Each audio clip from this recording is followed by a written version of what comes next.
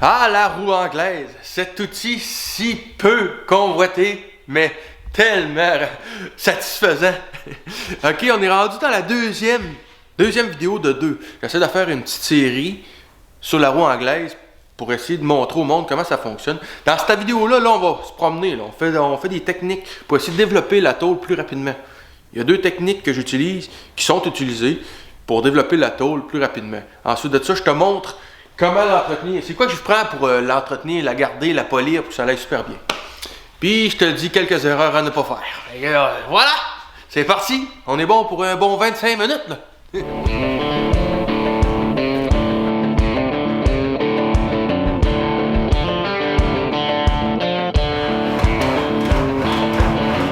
C'est bien beau ça là, mais comment est-ce qu'on entretient ça une roue? C'est du polissage. T'as poli. Tu commences avec tout dépendant comment elle est amochée. Mais moi je prends du 400, 600. Puis quand je suis rendu à la surface finishing, parce que j'ai envie qu'elle soit plus lustrée, parce que le lustré il aide à voir les irrégularités. Tu as besoin d'avoir une pièce lustrée pour. C'est comme un peu une auto, ok? Si t'es clair avec une lumière puis il y a une bosse, tu vas faire, ça fait une bosse avec la lumière, tu vois la bosse. Mais si ta pièce est illustrée, ben tu vois la bosse, puis tu la sens, et tu es capable d'aller corriger ta pièce. C'est pour ça que j'aime ça avoir des pièces lustrées. Toutes chromées comme ça, tu sais. Parce que là, je peux voir s'il y a des irrégularités. Le gars, le client, lui, il va avoir une belle boule ronde, là, il veut pas avoir une bosse dans le coin, ici en bas. Là. Même si lui, il est pas capable de la voir, la bosse, moi, si je la vois, ça marche pas. Fait qu'en mettant ma pièce chromée, je le vois exactement, c'est plus facile de répartir ma charge. Mais pour sabler, c'est pas vraiment compliqué. La seule affaire que ça prend, c'est une petite sableuse, puis tu y vas avec un rouleau. Okay, j'ai une petite sableuse à air comme ça. Ça, c'est Arbre Fred, là. C'est cheapette, là. Ben, il y a un petit adapteur qui va au bout. Puis un pad de 6 pouces. Présentement, là, tu vois, mon papier est magané un peu, là. C'est du 1200, ok? Parce que je t'ai rendu sa finition. C'est sûr que tu sors pas ça tout le temps en innocent, là. Tu sais. Fais attention parce que ça baisse assez, puis il faut que tu essayes tout le temps droit. Tu n'essayes pas de faire des coches là-dedans, là, tu sais. Faut que tu fasses attention à la façon que tu sors. Puis le papier, ben, du 1200, ça bourre tout de suite, là. Ça vient super bourrer rapidement. Mais si tu es rendu à ta surface, dans le fond, il faut que tu enlèves chaque graphing. Là. Si tu pars à 400, après ça, tu vas sabler avec ton 600, il faut que tu enlèves toutes les graphings du 400. Tu pars avec ton 800, tu enlèves toutes les graphings du 600. Puis tu sais, tu montes tranquillement, puis jusqu'à le temps que tu vas venir chromer. Tu sais. Puis garde un rouleau. C'est un petit rouleau. Là. C'est des rouleaux qui servent à faire du sablage avec des straps. Ce qui arrive, c'est que tu prends ta strap, tu la mets là-dessus, tu fais tourner. Puis la strap, elle tourne, puis tu es capable de sabler avec ça. Okay? Il y a toutes sortes de grosseurs. Ça, c'est un rouleau qui est plus gros. J'en avais un plus petit avant. Ça fait super bien. Tu es capable de trouver ça un peu partout dans toutes les shops de sablage. J'utilisais aussi, avant là, que j'utilise un pot pad, je prenais aussi un genre de petit sablé que je pouvais mettre sur ce petit Rotary-là. Mais le problème, c'est que ça donne des coches un peu. C'est pas super bien appuyé.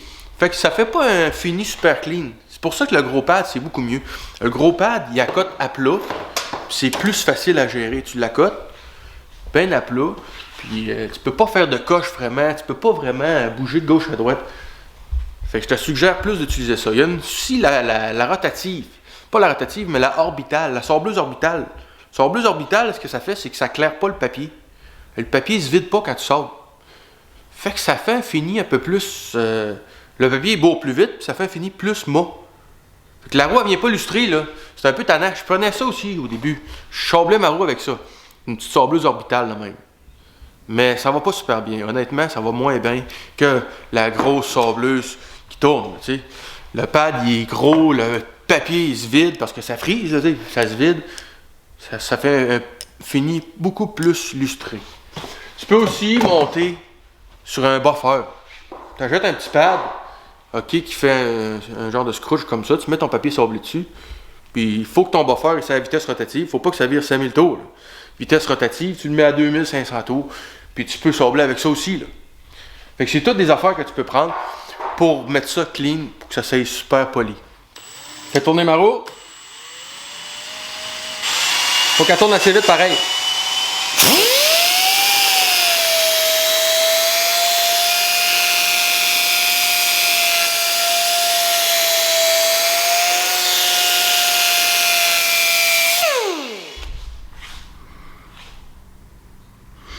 Le meilleur truc que je peux te donner, fais-y attention. Tu essaies d'y faire attention. Tu rentres pas de graines. Chaque fois que tu rentres une pièce, tu la laves. Tu mets pas de graines là-dedans. Là. Tu sais, la pièce que là, si je la mets à terre, exemple, pour la redresser, je le sais qu'elle va être pleine de graines. Ben, il faut que je la relave avant de la mettre dans la roue. Tu passes ta guenille, tu nettoies tes affaires. C'est un petit détail, mais qui change tout, OK? Parce que souvent, si tu as une graine, ben, tu fais de l'impression, regarde bien. C'est sûr qu'à toutes les pièces, je me ramasse que je fais de l'impression pareil, puis j'ai des graines gars ici, on va voir là. Je sais pas si tu peux voir. C'est chromé là-dedans. Tiens. C'est là. Il y a une grosse coche dedans. OK. Oui. Fait que, tu sais, ça fait chier là, quand t'as une graine de même qui se promène puis qui fait des coches partout, tac, tac, tac, tac, tac, tac. Ça fait des beaux morceaux là, tout cochés. Tu peux essuyer ton morceau de ta bedaine aussi, gars. Mon gilet là, il sert à ça.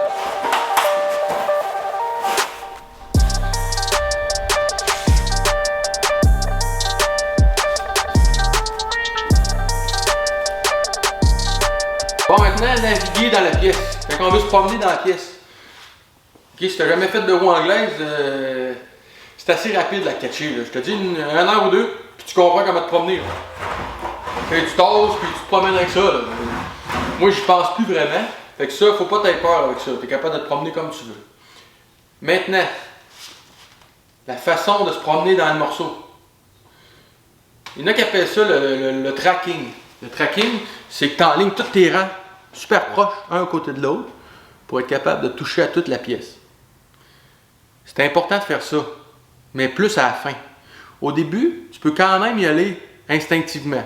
Tu y vas, puis ce que tu vois de développement, ben t'es correct. Là, je veux dire, si j'ai retiré plus à telle place, c'est là que je voulais, ça va bien. Là, mais à la fin, là, c'est important d'être plus constant pour être capable de mettre la tension à interne égale pour avoir une pièce de qualité. Mais au départ, tu peux quand même y aller instinctivement. C'est pas comme faire une grosse surface par contre. Si tu vas faire un hood de char, un skin de porte, un skin de panneau arrière, là, il faut que tu sois plus constant dans tes affaires. Mais quand tu fais une belle courbe standard, une belle courbe renversée, c'est tellement des courbes qui sont prononcées que tu peux y aller plus instinctivement.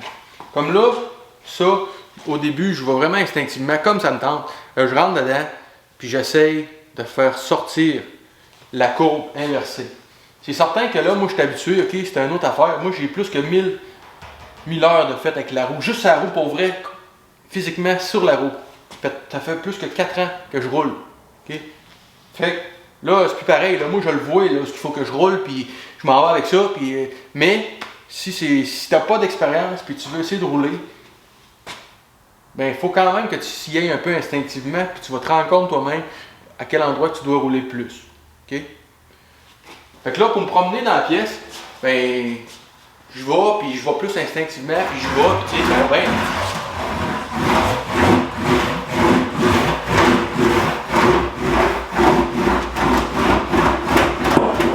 Ben, l'affaire est sûre, c'est que tu dois faire des erreurs. Faut pas t'avoir peur de te lâcher dedans et de faire des erreurs. Okay? Les arrêts de départ, le poids de la pièce est important. Faut pas que tu laisses tomber la pièce avec le poids. Si tu laisses tomber la pièce, dans le fond, ce qui va arriver, c'est qu'elle va plier. Okay? Elle va plier elle-même avec le poids. Puis tu vas penser que tu n'as pas la bonne forme. Parce que tu vas l'avoir roulé. Okay? Tiens, comme ça. Puis là, le poids, il va faire qu'elle va plier. Puis là, tu vas dire, Caroline, j'ai pas la bonne forme. C'est juste l'arrangement. OK? Fait qu'il faut que tu la supportes. Si tu veux voir la vraie forme que tu crées, tu dois supporter la pièce. C'est pas rare que du monde ils se mette à deux des fois pour des grandes pièces. Parce que sinon, ils appellent ça rouler la pièce out of arrangement. En dehors de l'arrangement. En dehors de la position. OK, là, ça commence à être compliqué. Je sais qu'il y a beaucoup de stock, mais c'est ça que ça veut dire. OK, Gabin, je vais la remettre là. Je peux même la plier plus oreille. Tiens, tu vois? C'est pas ça la forme. Mais présentement, moi, pour la rouler, ça va mieux. Fait que je la roule de même, puis après, j'y redonne sa forme. Tu comprends? En dehors de l'arrangement. Mais si tu commences, fais pas ça, OK? Parce que tu vas trouver ça difficile à gérer. Mais quand tu roules, tiens ta pièce. Là, présentement, j'ai de l'aluminium, hey, ça pèse à rien, c'est pas dur, là. Fait que, gars, ma main, elle tient le poids.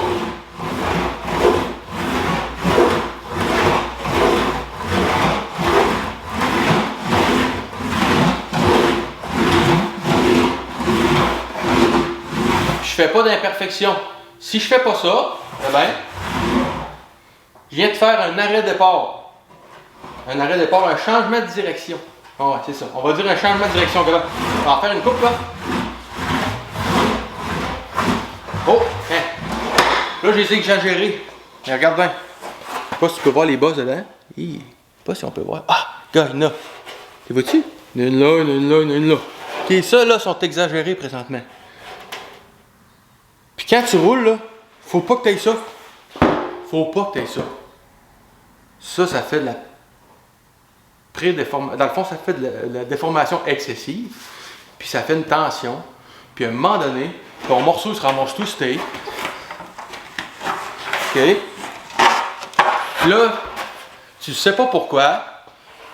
Mais c'est parce que le matériel, il veut aller à quelque part. À chaque fois que tu fais un changement de direction, avant reculons, tu crées forcément une espèce de petite bosse de même, ok? Une espèce de changement un changement de place où ce que c'est écrasé, puis pas écrasé. Je sais pas si tu vois, gars, t'as peu. Ah ouais, gars, on voit là.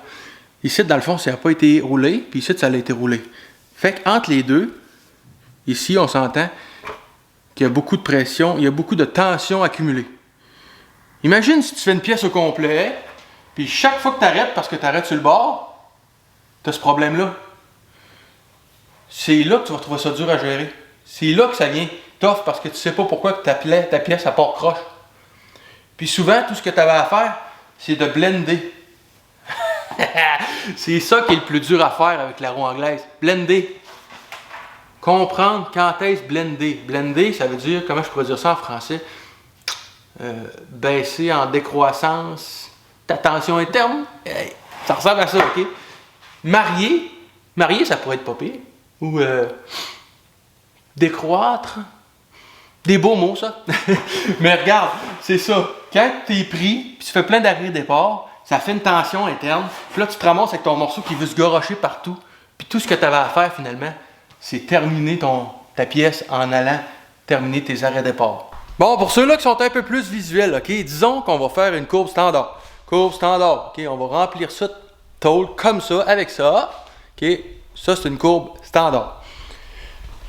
Puis il faut faire attention pour blender. Regarde bien. Ok, on a notre pièce. On a coupé notre pièce. La pièce est là. Il faut la rouler. On s'entend que la courbe standard, la partie interne est plus longue que les parties extérieures. Donc, il va falloir rouler plus dans le centre. Les façons de faire bouger le matériel plus rapidement, ok? Les techniques, il y en a plein, ok? Mais les deux plus communes. Les deux plus communes, exemple, on veut que ça vienne plus long dans le centre, c'est-à-dire qu'il va y avoir plus de coups de roue de donner, là. Fait que tu vas faire ça de même, là, ben. 1, 2, 3, 4, 5, 6. 1, 2, 3, 4, 5, 6. 1, 2, 3, 4, 5, 6. OK? Ça, c'est une technique utilisée. 1, 2, 3, 4, 5, 6. Il faut absolument que ça fasse comme des triangles un peu. Tu as plus de matériel qui est développé ici, puis il y en a moins là. Mais il faut quand même que tu y laisses t'aille virer là. Sinon, ça va faire une espèce de carré. Plus long. Puis ici, la pression, ben c'est pris là. Puis c'est là que tu vas créer un effet de canne. En faisant ça, 1, 2, 3, tu laisses tout ça ouvert. C'est comme un triangle, là. Tu vas enlever la tension que tu as accumulée ici. 1, 2, 3, 4, 5, 6. 1, 2, 3, 4, 5, 6. Tu comprends? Les coups de roue, c'est comme ça. Comment est-ce qu'on fait pour savoir où est-ce qu'on est rendu? Check bien. Quand tu t'en vas sur l'autre bord, tu vois-tu, les traits sont comme sur l'autre sang. Quand tu croises tes rangs, dans le fond, ce qui arrive, c'est que tu vois les traits sur l'autre sang. Fait qu'ensuite, tu es capable de savoir quand tu rechanges de direction, où est-ce qu'ils sont tes traits. Fait que quand tu fais du tracking, quand tu vas juste faire tes rangs serrés, tu es capable de les voir. C'est une solution. Tu vires ton angle, tu y vas sur l'autre sens, puis quand tu reviens, ben, tu sais ce que tu es rendu, après ça, tu y vas. En croisant tes rangs, tu les vois, là. Surtout l'aluminium, spécialement l'aluminium, on voit bien. Là. Maintenant, il y a une autre façon de faire. Tu peux aussi faire le centre. 1, 2, 3, 4, 5, 6, 7, 8, 9, 10. Puis là, tu te rends compte, ton morceau, il vient croche. Il commence à avoir trop de tension interne ou bien il se passe comme rien. Tu es comme, voyons, qu'est-ce que j'ai fait de pas correct? Ça, c'est une technique aussi qui est utilisée. Tu passes dans le centre, puis après, tu vas faire un totalité de la pièce. Ici, tu vas passer dans le centre médium pression, puis après ça, tu vas y aller basse pression. Puis tu recommences. Là, ce que tu as fait, c'est que tu as fait la même affaire. Puis quand tu vas faire ta médium pression, c'est là que tu vas te rendre compte que ta pièce, elle va bouger. C'est les deux techniques les plus utilisées, OK? Puis ça, tu peux le faire dans toutes les barres, là, OK? Tu peux le faire de ce bord-là. Tu fais ton centre, après ça, hop, hop, tu fais tes grands trous, ton centre, hop, hop, tu vas virer. C'est comme ça qu'on réussit à faire monter la pièce. Si tu fais ça, là, peu importe la shape que tu vas faire, normalement, tu vas voir la tôle bouger plus rapidement. Souvent, c'est un peu disparate. Le monde y va comme il peut, puis il se rend compte que hop, ça a fonctionné. Mais tu vas voir, c'est beaucoup plus long. C'est long, là. Si tu fais pas ça, là, ça va aller plus rapidement. Tu la sens bouger dans tes mains. Ben, en tout cas, moi je la sens, là, OK? Elle s'en vient plus long, elle se place, elle baisse. C'est comme ça, OK? Mais je te le dis, si tu en as une technique à prendre, prends celle-là. Elle est plus dure ses bras, celle-là. Celle-là est plus dure ses bras parce qu'on dirait qu'il faut que tu t'installes, tu te positionnes en tenant ton morceau pour être capable d'aller faire des longues strokes puis des petites strokes. Des longs mouvements puis des petits mouvements. Tandis que celle-là, tu t'installes, tu fais tes petits mouvements, puis après, tu t'installes différemment, puis là, tu vas faire des grands mouvements. T'sais. La seule affaire, c'est que là, tu gères la pression, puis là, tu la laisses pareil.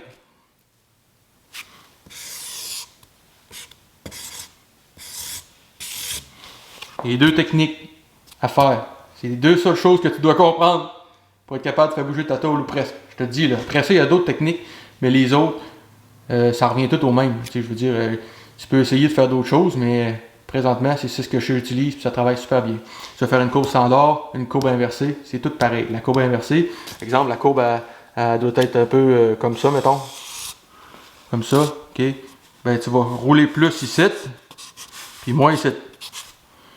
Fait que là, tu vas faire, mettons, 1, 2, 3, 1, 2, 3, 4, 1, 2, 3, 4, 1, 2, 3, 4, 1, 2, 3, 4, 1, 2, 3, 4, 1, 2, 3, 4. Tu comprends? C'est tout le temps ça. Plus site, moins là. Basse pression, haute pression. Hey, j'espère que je t'ai pas perdu. C'est ça qui est le plus dur à faire. Blender, ok? Blender ces pièces. Ça s'appelle... j'appelle ça blender, mais dans le fond, c'est comme réduire à zéro ton développement. Je pense que c'est pas pire comme ça. Maintenant, il y a une autre place qu'il faut que tu fasses attention. La fin de tes pièces. Toutes les fins de pièces, ils nous donnent de la difficulté. Pourquoi? Parce qu'il faut que tu arrives à zéro sans le dépasser. C'est-à-dire que si tu fais ta roue, mettons ta courbe standard, tu vois-tu la courbe standard ici? Ben, il faut que j'arrive à zéro. Ici, là, c'est lui mon point zéro. C'est la partie la plus courte de la pièce. Mais si je donne un coup de trop, je défais ce que j'ai fait. Parce que je vais virer trop grand. Tu comprends-tu? C'est ça qui est dur à faire. Quand tu arrives à la fin, ici, rendu ici, là, tu vas être basse pression. C'est sûr que c'est basse pression. Si tu es haute pression, ça va trop bouger vite. Tu es basse pression, mais tu vas passer pareil. Il faut quand même que tu passes. Parce qu'il te reste encore de la tension accumulée ici. Les petits triangles, là.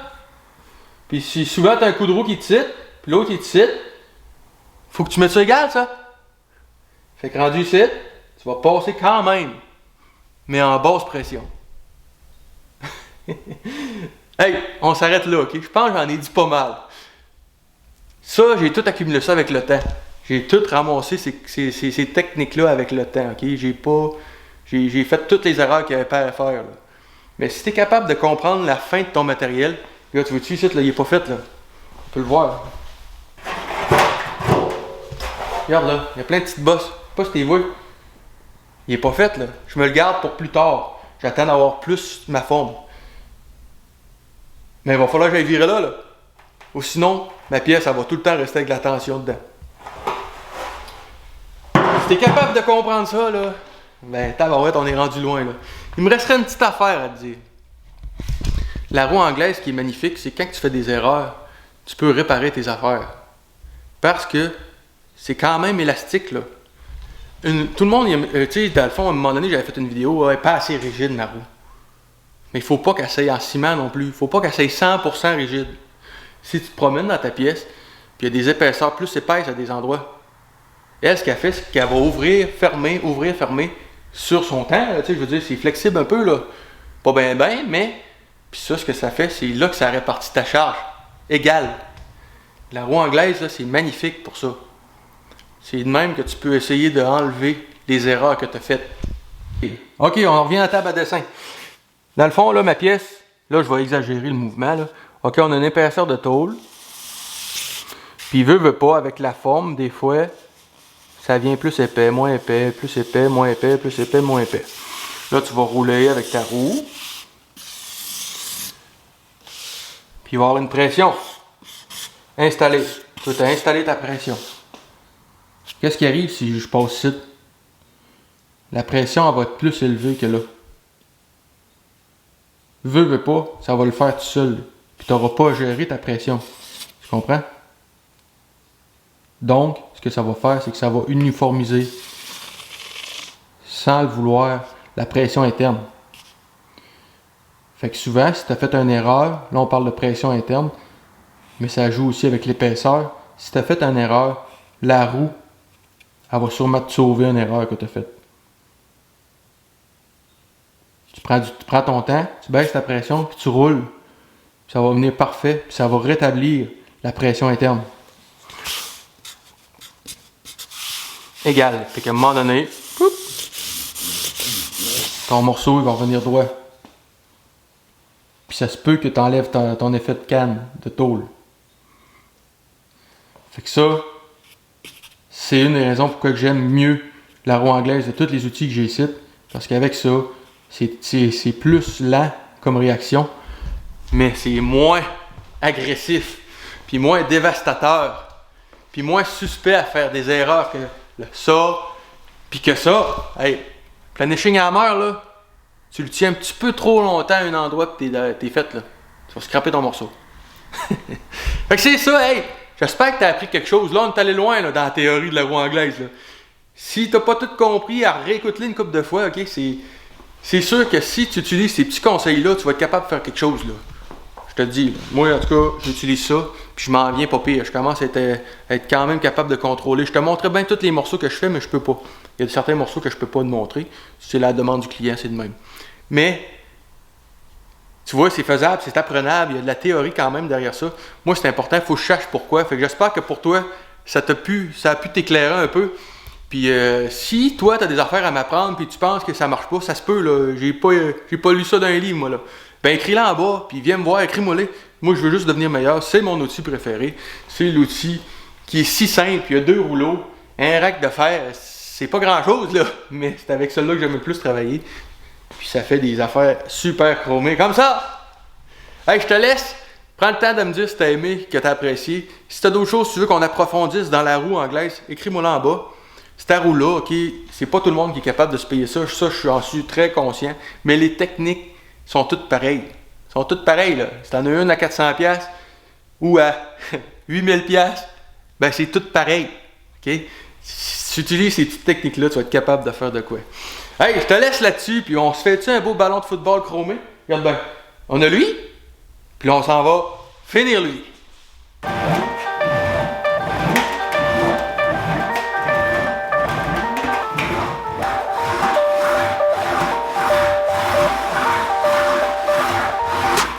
Veux-tu voir le résultat?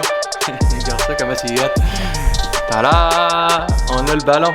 Je me suis fait poser tout plein de questions, ok? Combien de temps ça prend? Ça doit être dur, ses bras. La roue, elle polie-tu vraiment? J'espère que dans cette vidéo-là, j'ai pu te répondre, ok? Le ballon, il m'a pris 32 heures à faire. 32. Je me suis amélioré de 2 heures. C'est pas pire. Faut que tu comptes que c'est à peu près une douzaine d'heures chaque morceau. Puis un petit peu moins pour créer le boc. Parce que le boc, veut pas, il faut quand même le couper, l'assembler, le mesurer, le dessiner. Il y a une coupe d'heure là-dedans aussi. Puis un coup que ça c'est assemblé, après ça, il faut découper le matériel. Fait que ça me rend environ à 32 heures. Selon ce que j'ai ramassé le temps avec ma feuille de temps, c'est 32 heures. Fait que c'est long, là. C'est très long. Puis oui, c'est dur ses bras. À un moment donné, je change ma position. OK, je me mets un peu sur le côté. Souvent, un autre petit truc, c'est la position que tu utilises. Il faut que tu essayes de faire l'inverse durant ta fabrication. Parce que veux pas, la pièce, ça part un peu croche. Fait qu'après ça, tu te changes de place. Tu essaies de changer ta position.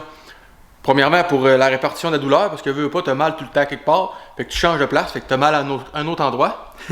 Puis pour la pièce, parce que la pièce, des fois, elle part croche un peu. Fait que tu essaies de compenser, tu essaies de te dire hey, c'est où ce que je vais tout le temps le plus souvent pour essayer de répartir ton formage. Fait que hey, on se laisse une petite toune d'ascenseur pour des images de mon ballon de football. Il y a 48 pouces, là, il est plus petit.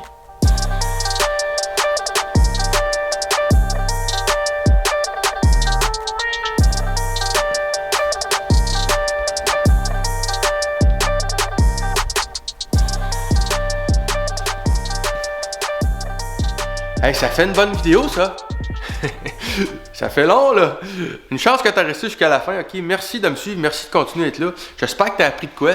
Dis-moi ce que tu en penses, ok? Là, on va monter encore. Les prochaines vidéos, on va parler plus des techniques. Je vais faire des exemples. On va essayer de gérer la courbe standard, la courbe inversée, comment je les gère. Puis après ça, avec ce que vous allez écrire en bas, au pire aller, on continuera. S'il y a quelque chose que tu n'as pas compris, ça se peut, là, écris-le en bas, ça va me faire plaisir. Gars, je continue mon aile de Roadrunner. Là, j'ai fait la forme. Qu'est-ce qui vient en premier? L'arrangement ou le développement? C'est le développement. Là, je suis en train de gérer la surface, fait que je gagne le plus d'air possible. Puis après ça, je rentre les formes dedans, qui est l'arrangement. Fait que c'est ça que j'ai fait, là. Je prends la roue, je vais chercher le maximum d'air possible que je dois utiliser. Parce que veux pas, c'est niaiseux, mes gars. Si je gagne un peu plus d'air ici, ma ligne que là, elle s'en va plus bas. Fait que ça marche plus, ma mesure est plus bonne. En tout cas, hey, on en reparlera plus tard. Bye bye! Donc là, je suis pas supposé de forcer rentrer ma pièce. Ok? Tu vois, là, j'ai forcé un petit peu. Fait que je peux baisser encore un petit peu. Baisse un peu ma pression. Les roues, normalement, ils se touchent pas, là. Tu es capable de rouler les roues sans qu'ils se touchent. T'as un peu, j'ai encore une bosse, j'ai encore une cochonnerie. La roue du dessous, c'est elle qui mange le plus dur coup, fait que des fois ça abîme assez rapidement. Fait que là, tiens, tu vois, j'ai pas de pression. Fait que là, je vais essayer d'y aller. Tu vois, je suis pas tout à fait droit, mais je suis pas tout à fait croche non plus. Je suis pas tout à fait au 45. C'est juste pour dire que j'emboîte les rangs un par-dessus l'autre, pour faire ressortir les imperfections